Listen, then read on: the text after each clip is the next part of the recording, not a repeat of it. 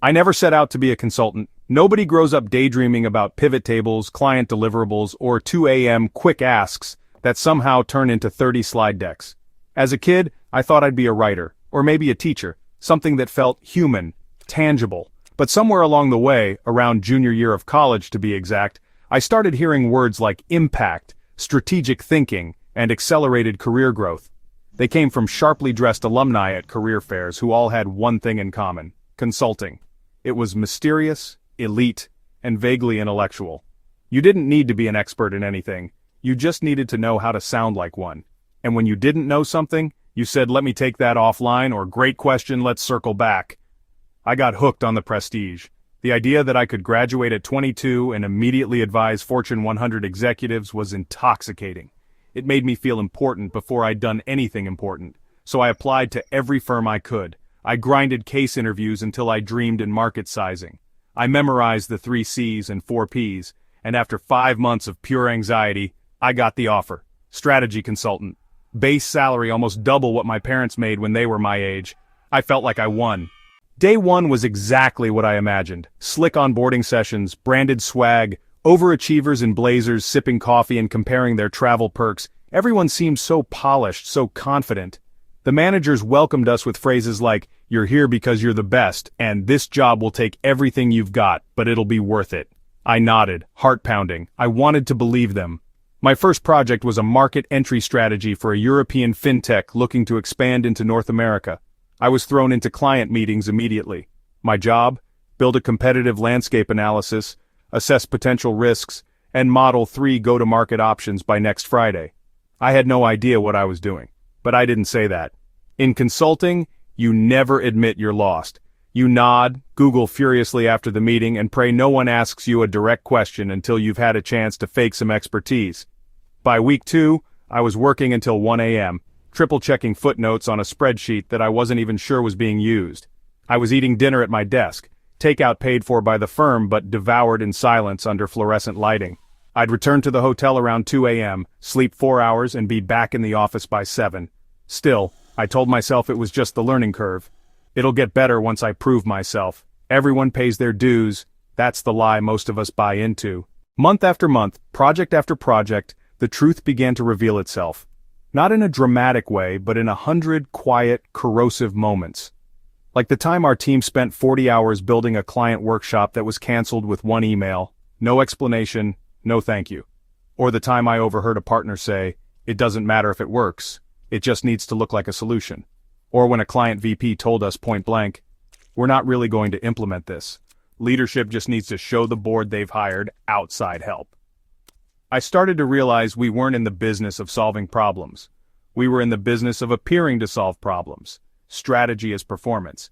And we were very, very good performers. The consulting toolkit, frameworks, matrices, cost curves, were less about insight and more about optics. It didn't matter if our recommendation was just a polished version of common sense. What mattered was that it came in a deck with a branded title slide and carefully color-coded graphs. Meanwhile, I was surviving on caffeine and adrenaline. I kept a spare dress shirt in my backpack, had Uber receipts longer than most novels, and could type with one hand while eating with the other. My personal life? Gone. My health? Declining. My sense of self? Slipping. But I was too deep to stop. The culture made burnout feel like a badge of honor. Sleep was optional. Boundaries were a joke. There's a phrase consultants use a lot. Work hard, play hard. But the truth is, we mostly just worked hard and drank hard to forget the work. Eventually, I started noticing the toll it was taking on the people around me too. One colleague had a full-blown panic attack in the office bathroom after getting last-minute feedback from a director that invalidated 3 weeks of work. Another broke down on a flight home after her third 100-hour week in a row. A senior associate I respected took a medical leave after developing heart palpitations in his early 30s. Nobody talked about it publicly, of course. We all kept up the act. We smiled on Zoom, added emojis to Slack, made sarcastic jokes about surviving the grind. But behind closed doors, everyone was exhausted, anxious, and quietly afraid they'd be the next to crack. I started to lose touch with reality. Time blurred. I couldn't tell whether it was Wednesday or Sunday. Every day felt like a sprint toward a moving deadline. I stopped answering texts. I stopped going outside. My food intake consisted of whatever I could microwave in 90 seconds. I remember standing in my hotel bathroom one night staring at my reflection wondering why I looked 10 years older than I was. Dark circles, ashy skin, blank eyes, I didn't recognize myself, and for what? To make slides that nobody reads, to be praised for how well I managed a meeting calendar, to be called proactive because I sent emails at midnight. Then came the bench. After my fourth project, I wasn't immediately staffed. This wasn't uncommon. Staffing is often a game of timing and politics. But the longer I sat idle, the more exposed I felt. I reached out to managers I'd worked with. No response. I pinged the staffing team. "We'll keep you in mind." I offered to help with internal initiatives, most of them busy work with no real visibility. Eventually I got the official email. "You've been placed on the bench for the next 2 weeks. Please use this time for professional development." In theory, the bench is a break. In reality, it's career purgatory. If you're not billing hours, you're not generating revenue. And if you're not generating revenue, you become a cost center, a liability. That's when I really began to panic. I refreshed my inbox every 5 minutes, hoping for a project. I checked Slack obsessively. I looked for any signal that I still mattered. Nothing. I started waking up in cold sweats. My mind raced through worst-case scenarios. What if I get cut? What if this is the beginning of the end? What if I've just wasted the last 3 years of my life? No one tells you how much your identity becomes tethered to your utility. Once that's stripped, what's left? The real gut punch came during a company all-hands. It was supposed to be a transparent update from leadership. Instead, it was a jargon-filled half-apology for upcoming layoffs. "We're restructuring to better align with market needs." Translation: revenue is down, and you're expendable. Over the next 2 weeks, dozens of my colleagues were let go. No warning, just one-on-one meetings with HR and then, gone.